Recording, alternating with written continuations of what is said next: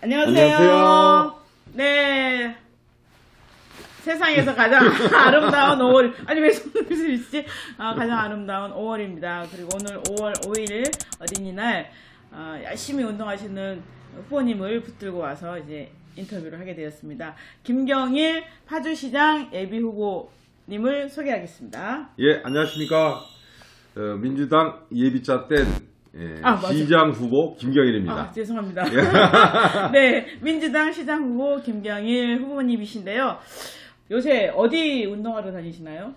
요새 한 3일 전 저녁에 제 후보된 이후에는 이제 전화를 무척 많이 받아요. 네네. 하루에 한 300통 이상씩 통화를 하고요. 그 다음에 불러주셔서 이제 뭐 정책 보니까 이제 기자님들 많이 전화 주시고, 그 다음에 또 찾아와 주시는 분들도 이제 막 많이 계셔갖고, 제가 지금 피부로 요새 인사드리는 거는 잘 못하고 있어요. 후보된 이후에 역으로.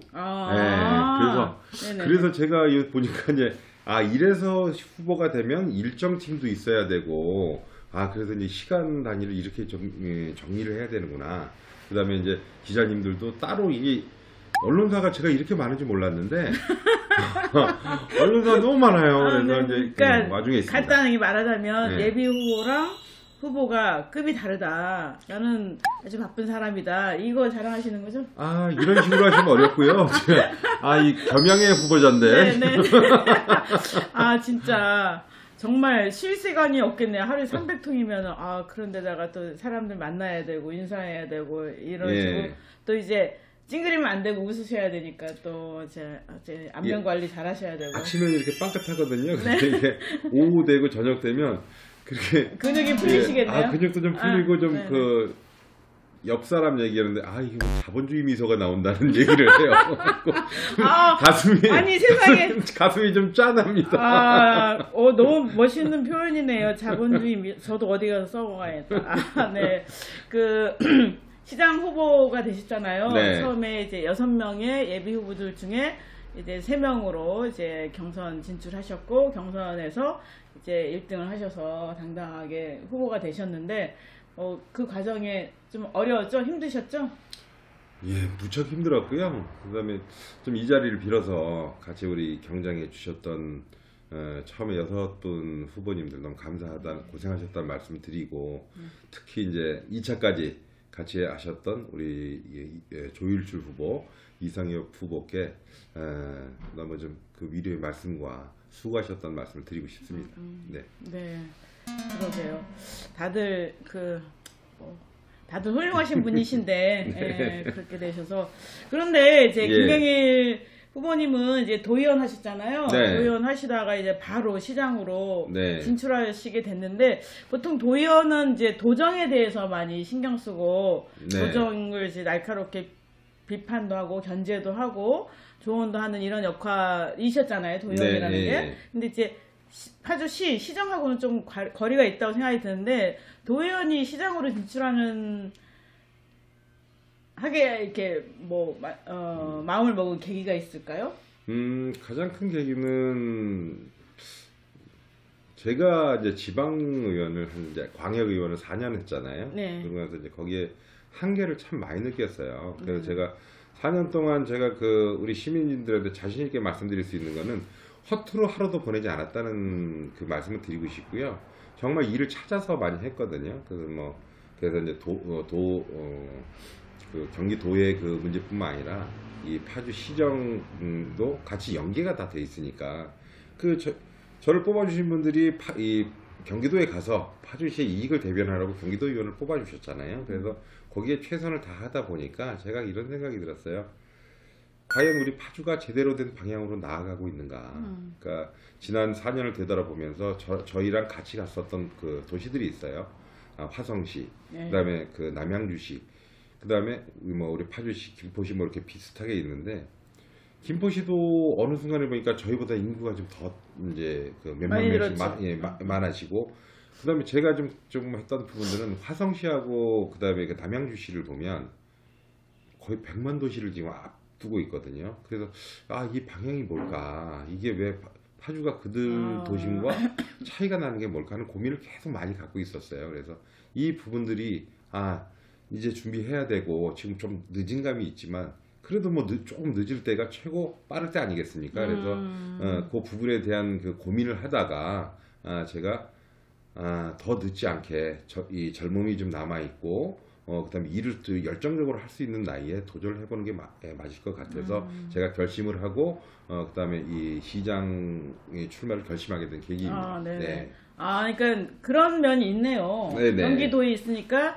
다른 시군이랑 비교해 보면서 우리 파주시의 위상을 좀 객관적으로 바라볼 수 있고 또 앞으로의 전망도 이렇게 가야겠다라는 그 뭐랄까 미래 비전 같은 거를 남들보다 더 구체적으로 가질 수 있는 그런 장점이 있었네요. 경기도 도에서 활동한다는 게. 네네. 그러면은 파주시가 앞으로 어떻게 가야 된다. 미래 비전이 바로 이제 공약으로 나올 것 같은데요. 네네. 파주시청 옮기자라는 이게 뭐랄까 이제 센세이션한 이슈로 이렇게 딱 그 공약을 잡아서 사람들이 다 눈을 번쩍 뜨게 만들었던 것 같은데요. 네네. 핵심 공약 좀 시민들에게 소개 좀 부탁드리겠습니다. 네, 제 핵심 공약은 하나입니다. 분절되지 않고 하나로 연결된 파주시를 만들겠다는 겁니다. 그래서 지금 저희 축이 지금 보면 다 끊어져 있거든요. 문산은 문산대로, 금초는 금촌대로, 조리는 조리대로, 광탄은 광탄대로, 탄현은 탄현대로, 운정은 운정대로. 과연 이래서 종합적인 이렇게 분절된 구조를 갖고 파주가 다음에 이 기회를 더 잡을 수 있겠는가 하는 그 부분들은 좀 제가 회의감이 굉장히 많고요. 그래서 이 부분들에 대해서 하나로 문산서부터 운정을 하나로 연결하는 그 시스템을 만들고 탄현과 광탄까지 또 이 남북이 아니라 동서로 연결되는 시스템을 만들자는 겁니다. 그래서 제가 처음 끌어냈던 게 뭐냐면 파주시청 이전이에요. 자, 파주시청 이전은 그래서 제가 아직도 막 페북에 있어 보면 저 공격 부지당하거든요. 그래서 그러게요. 제가 감히 말씀드릴 수 있는 거는 오늘 이제 제한된 시간 속에서 많이 설명은 못 드리겠습니다. 제가 따로 한번 시간을 가져서 그 설명을 드릴 건데 파주시청 이전하지 않으면 이미 금초는 공동화가 진행되고 있어서 10년 더 지나면 아마 도시로서의 기능이 거의 마비될 겁니다.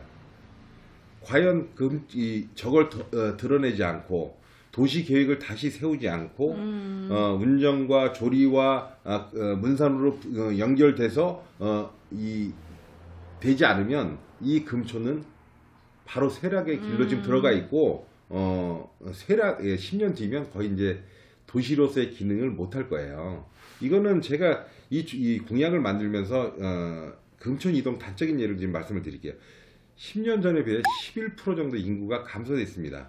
여러분들 잘 모르세요. 금촌 이동이 인구가 감소되면 다른 금촌 지역은 볼 것도 없어요. 그러게요. 그래서 제가 또 하나 지금 말씀드린 건 이 파주시청을 이전하면 물어보세요. 대안이 뭐냐? 그러면 여기에서 그러니까 파주시청 이전하면은 이 동네가 상권이 다 죽는다라는 게 바로 그렇죠. 나오죠. 그래서 제가 그 말씀을 그래서 제가 서울대학병원이나 이 부분에 대한 그 유치를 공약하지 않았느냐. 그 부분이 그래서 또 물어보세요. 아니 그럼 거기에서 이 공무원들이 한 천여 명 되는 공무원들이 와서 밥도 먹고 뭐 이러는데 그래서 제가 만약에 서울대병원이 그러니까 밥도 먹고 그래서 식당도 되고 뭐 거기에 측량 사무실도 되고 막 그런다는 거예요. 그래서 제가 그러면 서울대학병원이 만약에 들어온다면 공약대로 그럼 거기서 나오는 사람은 밥을 안 먹을 것이며 그다음에 거기에 측량 사무실이나 상가나 이런 부분들은 그러면 의료기 회사나 연구실이나 기타 이런 데는 안 들어오겠냐. 그런 거는 정말 너무 근시안적으로 보지 말고 비워야 다시 채울 수 있다는 생각을 가져라. 그래서 그 말씀을 좀 드리고 싶고요. 금천과 조리와 운정은 지금 이미 거의 공릉천을 중심으로 해서 거의 붙어 있습니다. 그래서 제가 파주시청 이전도 그 말씀을 드리는 거예요. 멀리 가지 않을 겁니다. 그러나 제가 시민들한테 그 부분들도 이제 이 의견을 묻고 다시 하겠지만 제가 제안 드리는 거는 공릉천변 수세권, 네, 그 다음에 역세권, 그 부분에서 이 시민들이 잘 이제 제안을 해주시고 이런 부분들 하시면 그쪽으로 가야만이 시민들이 또 다시 거기 그 교통이나 이 부분들 다시 만들어낼 수 있거든요. 근데 오늘 좀 너무 조금 시간 더 네네네네. 예. 그러니까 지금 예. 가장 저도 공감이 되는 게 금촌 여기 보면은 저희 신문사 있는 이 여기서부터 쭉 가면은 건물들 2층, 3층 빈 게 굉장히 많아요. 예. 그래서 여기가 예. 실제로 우리가 인정하고 싶진 않지만 많이 이제 쇠락하는 건 사실이거든요. 네네. 그런 데다가 시청을 옮긴다? 이거 망하자는 거 아니야? 이렇게 되는데 굉장히 도발적인 공약을 내셨어요. 도발이 아니고요. 예. 제가 또 표현도 했지만 찬물에 이거야. 찬물에 들어간 개구리 생각하시면 돼요. 자, 찬물에 개구리 넣고 그 물을 끓이면요 처음에 따뜻해지는 거 같이 느껴져요. 네. 그러나 개구리는 익어버려. 익어서 죽습니다. 네네네. 자, 과연 지금 파주시청이 있다고 해서 여러분 금촌이 어떤 혜택을 받고 계십니까? 이거는 근본적인 물음을 던져야 하고 누군가는 이 부분에 대해서 해결을 해야 됩니다. 금촌은 이 부지나 이걸 드러내지 않고 도시계획을 다시 짜지 않으면 예. 전혀 다시 도시로서의 기능을 지금 할 수 있는 상태가 아니에요. 아까 지금 우리 종의원 이사장님께서 말씀하셨지만 금촌역에 내려서 예전에 이 시청 여기 그 중앙로 중앙로죠. 중앙로 한번 걸어보세요. 그 많았던 예전에 은행이 들어왔고 막 있던 건물도 2층 이상 지금 뭐 비어 있는 게 수태고 맞아요. 건물이 깨져도 수리를 하지 않습니다. 도시가 너무 좀 맞아요. 표현이 뭐하지만 후져져 버렸어요. 자, 사람들 눈높이는 어디가 있습니까? 야당역 가보세요. 이미 사람들 눈높이는 야당역에 가 있습니다. 지금 금촌은 좀 더 냉정하게 얘기하면 재생만 갖고는 해결할 수 있는 도시가 아닙니다. 도시 계획을 다시 짜줘야 돼요. 자, 그럼 비워줘야 되고 그 부분에 대해서 모든 시민들이 그 부분에 대해서 좀 고민을 해야 돼요. 누군가는 해야 됩니다. 그래서 제가 감히 금촌 도의원이기 때문에 공약을 할 수 있는 겁니다. 역으로 생각하셔야 돼요. 자, 모든 다른 지역 출신들 이거 공약 못합니다. 기본적으로 생각도 없을 겁니다. 이 문제점도 인지하지 못하고 있을 거예요. 그러나 제가 욕을 먹는다고 해서 정치인이 이 욕을 먹는다고 해서 가야 할 길을 가지 않는다면 이 부분에 대해서는 정치인이 자질이 없다고 생각합니다. 그래서 저는 감히 지금 말씀드리는 건 뭐냐면 금촌은 조리, 운정과 그 다음에 길게는 문산까지 해서 남북축의 통일로 경의선 축으로 산업단지와 주거와 이 부분들이 그다음 업무, 상업지구로 계속 연결되어 있는 제가 저번에도 그렇게 말씀드리지 않습니까? 분당에서 동탄까지의 길을 보십시오. 파주도 그 길을 그 도시 계획을 그렇게 만들어 줘야지 파주가 살아날 수 있습니다. 그래서 이런 얘기도 좀 조금만 더 드리면 왜 지하철 3호선이 맨날 안 되는지 아십니까? 경의중앙선이 왜 조리 금천선 통일로선이죠. 그게 왜 자꾸 안 되는지 아십니까?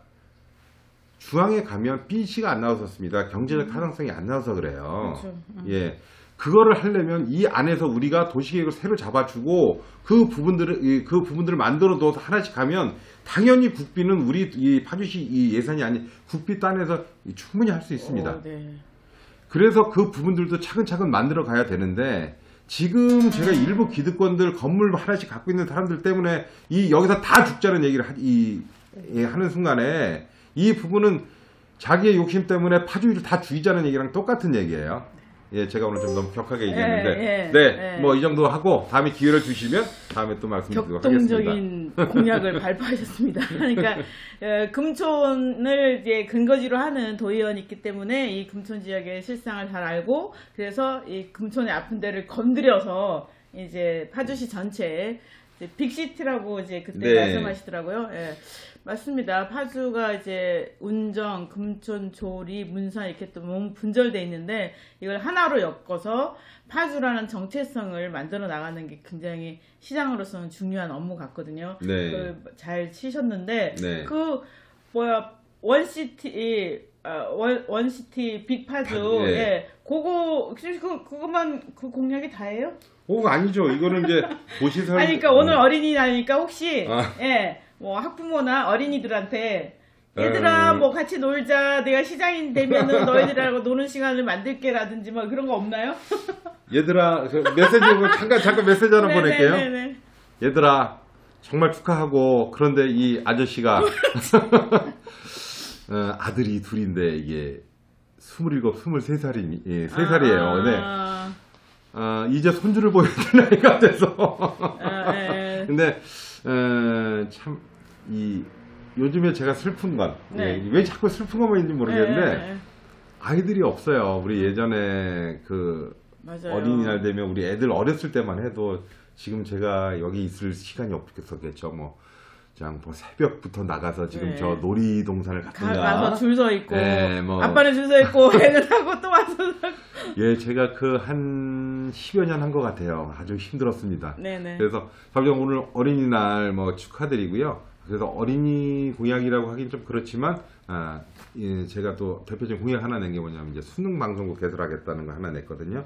그게 뭐냐면 파주시의 교육이 과연 일산, 서울 이쪽하고 같은가? 그 얘기 뭐냐면 환경이 다르다는 거예요. 그래서 이 환경을 제가 초등학교 6년, 중학교 3년, 고등학교 3년까지 인터넷 수능 방송국이랑 같이 얘기하고 이 부분들을 통합 관리를 해주겠다는 말씀. 파주시에서? 네. 이 학교에서 그거 못 해줘요. 제가 이 공약 준비하면서 되게 좀 답답했던 건 자, 국민학교는 국민학교까지. 초등학교. 아유, 죄송합니다. 이게 네. 나이가 나이가 나오네. 네네네. 죄송합니다. 네.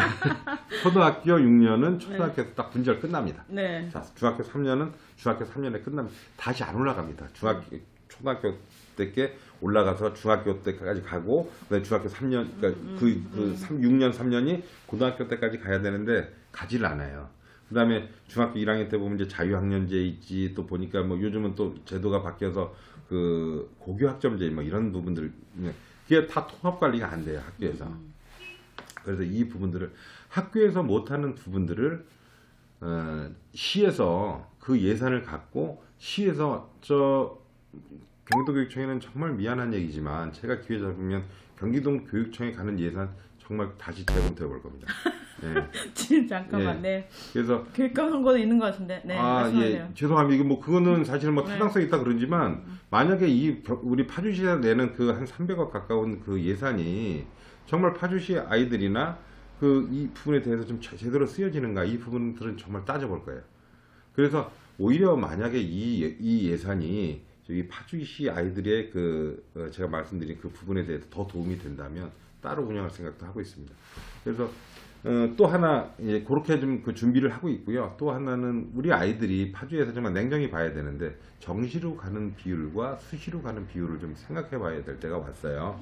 자, 그러면 우리가 포커스를 가보면 제 아들 둘은 예를 들면 전부 다 수시로 갔습니다. 네. 예, 그래서 과연 우리 파주에 있는 아이들이 어떤 게 최고 유리한가? 그다음에 거기에 대한 그 부분들도 좀 거기에 좀 종합적으로 좀 넣을 거고요. 또 정시를 준비하는 아이들을 위해서 인터넷 수능 방송국에 예산 좀 투입해서 일타 강사들이나 이 부분들을 초청해서 강의도 할 예정입니다. 그래서 교육하면 파주를 떠나는 가장 큰 이유 중에 그 두 가지를 꼽으라면 제가 봐서는 교육과 문화입니다.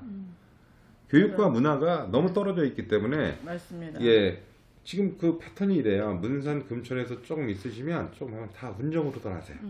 예, 운정이나 일산, 그다음 서울, 뭐 이렇게 떠나 버리신 게 가장 큰 부분들이 정주 여건을 만족시키지 못해서 그래요.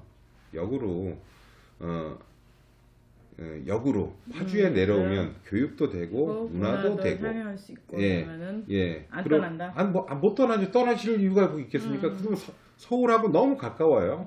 예, 서울하고 너무 가깝고 그다음에 전철역도 지금 이제 조리금천선 아까 제가 BC 정도 나올 수 있는 도시계획 만들어 놓고 그다음에 지하철 3호선 서해안선 이렇게 들어오면 이 교통망은 좀 저는 개인적으로 보면 이제 향후 교통망은 철도 중심으로 이제 다 편제될 거라고 맞아요. 생각을 하거든요.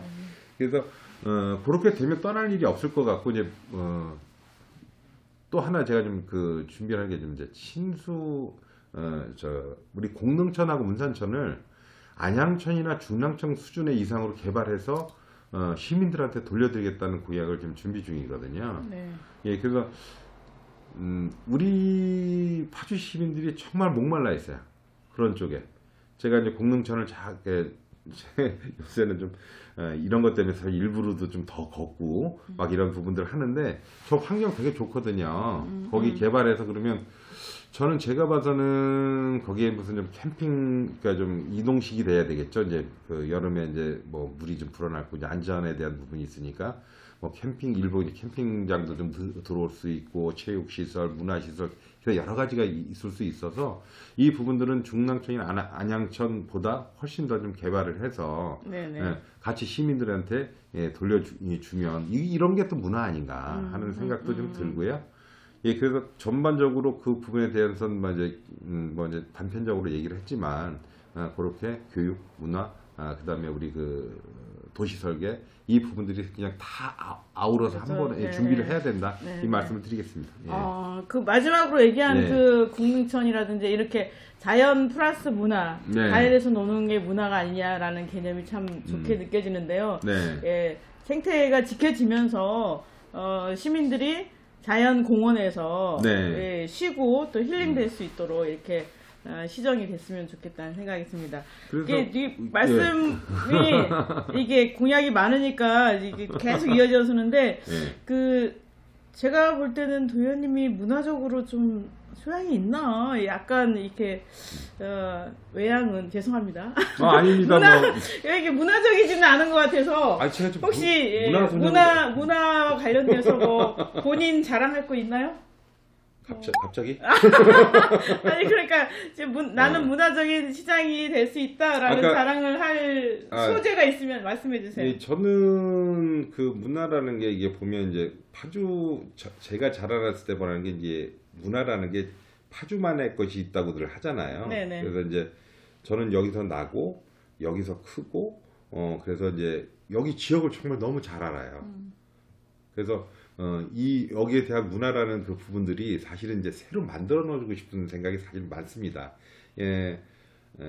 제가 어렸을 때 지금 생각해보면 그 문화라는 게 참 여러 가지 좀 내포하고 있는 게 좀 많아서 그래서 우리 아까 좀 말씀하셨지만 제가 이제 뭐 친수 환경이라든가 그다음에 이제 다른 뭐 교육이라든가 파주하면 떠오르는 이제 뭐 뭐 조선시대 뭐 사면들도 얘기하시고 막 이러지만 지금은 우리 파주의 문화를 독특하게 만들어 가야 되는 좀 그런 단계가 아닌가. 예, 저는 좀 그렇게 말씀드리고 싶고요. 어느 부분이든 예를 들어서 파주에서는 파주에서 그러니까 보니까 우리 신문사 이름입니다. 파주에서 이게 문화 창달이 될 수 있도록 노력하는 시장이 되고 싶습니다. 그 저희 신문사에서 어디 공연을 이제 유치하려고 봤더니 파주시에는 1000석 이상의 공연장이 없는 거예요. 너무 안타까운 거죠. 지금 이제 50만을 앞두고 있어서. 그래서 이제 전시도 그렇고 공연도 그렇고 이런 문화적인 데 더 많은 투자가 파주시에서 있었으면 좋겠다라는 바람을 얹히면서 마지막으로 요새 말하자면 시장이 행정의 수장이긴 하지만 시민 위에 군림하는 건 아니잖아요. 당연하죠. 시민과 함께 소통하고 시민과 함께 되는 시장이 바람직한 시장상으로 얘기가 되고 있는데 후보님께서는 시민과 소통을 앞으로 어떻게 할 것인지 그 얘기를 이제 들으면서 마무리하도록 하겠습니다. 이게 좀 식상한 말씀 같지만 열려 있는 그 행정을 기본 바탕 위에 저는 사실 이제 유튜브를 좀 많이 해보고 싶어요. 만약에 시작이 된다면 시에서 시정을 펼치면서 유튜브를 하겠다. 유튜브를 하고 그다음에 유튜브를 활용해서 그러니까 오늘 이제 아까 이제 공릉천 같은 거 이제 단적인 예를 들면 시장이 참석하고 국과장이 참석하고 시민단체가 참석하고 다른 이해관계인들이 참석하는 그런 그 회의 같은 부분들을 좀 그 격식에 얽매이지 않고 그걸 공개. 예, 공개. 맞아요. 예. 네네네. 그래서 공개해서 이게 그렇게 좀 열린 행정으로 좀 가야 되지 않냐. 지금 이제 잘 아시겠지만 이 공동체도 너무 가슴 아픈 건 그런 거예요. 막 그냥 콘크리트로 어느 순간에 그냥 다 저어놓고 뭐 다 했다 이러고 뭐 개발 끝났다 그러고 가보면 이건 뭐 그냥 어떻게 뭐 빼도 박도 못하게 해놓고. 근데 그래서 좀 미리 제가 그래서 예전에 그 우리 그 공릉천 그러니까 예를 이제 들면 그런 건데. 그리고 이제 그 이해관계 문제가 굉장히 많잖아요. 꼭 이제 뭐 공릉천뿐만 아니라 이제 뭐 사회 재반 문제도 그렇고 뭐 이제 뭐 장애인 문제도 그렇고 뭐 어떤 문제도 그렇고 그런데 그런 데 있을 때 좀 소통하는 방향들을 좀 다변화해야 되는데 지금은 대세가 유튜브 아닌가? 그러니까 유튜브 시장이 되겠다 이 얘기시네요. 네네네. 유튜브를 통해서 예. 시민과 소통하는 네. 시장이 되겠다라고 하셨는데 네. 유튜브를 하려면 강점이 있어야 되거든요. 네. 뭐 약간 웃긴다든지 요새 분들은 이제 얘기를 많이 들으려고 하지 않고 그냥 웃으면서 이제 임팩트를 받으려고 해요.